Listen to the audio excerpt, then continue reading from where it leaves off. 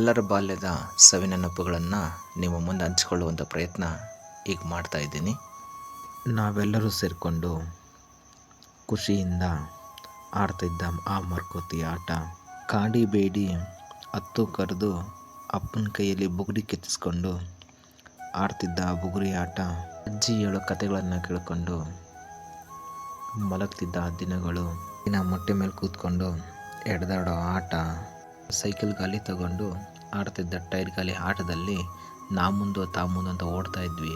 ಬೀದಿಲಿ ಸಿಗೋ ಕಲ್ಲುಗಳನ್ನು ತಗೊಂಡು 4 ಜನ ಗೆಳತಿರು ಸೇರಿಕೊಂಡು ಆನೆಕಲ್ಲಿನ ಆಟ ಆಡ್ತಾ ಇದ್ವಿ. ಅಪ್ಪನ ಆಯಾಸನ ಬೆನ್ನ ಮೇಲೆ ಎತ್ಕೊಂಡು ತುಳಿದು ಕಮ್ಮಿ ಮಾಡೋ ನಮ್ಮ ಸಣ್ಣ ಸಾಧನೆ. ಎಲ್ಲರೂ ಒಂದೇ ಹತ್ರ ಕೂತ್ಕೊಂಡು ಬ್ಲ್ಯಾಕ್ ಆ್ಯಂಡ್ ಟಿವಿಲಿ ನೋಡ್ತಿರೋ ಸಿನಿಮಾ, ಬೆಂಕಿ ಪಟ್ಟಣದಿಂದ ಮಾಡಿದಂಥ ಫೋನಿಂದ ಸ್ವಲ್ಪ ದೂರದಲ್ಲಿ ಕೂತ್ಕೊಂಡು ಮಾತನಾಡ್ತಾ ಇದ್ವಿ.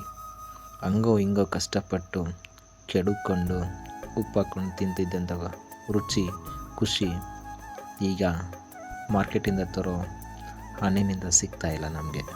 ಚಿಕ್ಕ ವಯಸ್ಸಲ್ಲಿ ನಾವೆಲ್ಲರೂ ಸೇರ್ಕೊಂಡು ಆಡ್ತಾಯಿದ್ದ ಆ ಲಗೋರಿ ಆಟ, ದೀಪದ ಬೆಳಕಲ್ಲಿ ಕೈ ಚಿತ್ರಗಳನ್ನು ಬಿಡಿಸೋ ಚಿತ್ರದ ನೆನಪುಗಳನ್ನು ನೆನಪಿಸ್ಕೊಂಡು ಹೇಳ್ತಾ ಹೋದರೆ ಮುಗಿದಿರುವಂಥ ನೆನಪುಗಳು ನಿಮ್ಮೆಲ್ಲರ ಬಾಲ್ಯದ ಸವಿನೆನಪುಗಳು.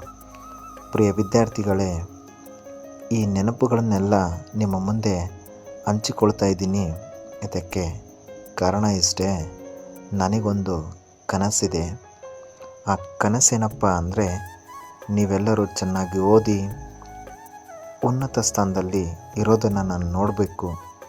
ಆ ನೋಡಿದ ದಿನವನ್ನು ನನ್ನ ನೆನಪಿನ ಪುಸ್ತಕದಲ್ಲಿ ಬರೆದುಕೊಳ್ಳುವಂಥ ಸಣ್ಣ ಕನಸಿದೆ.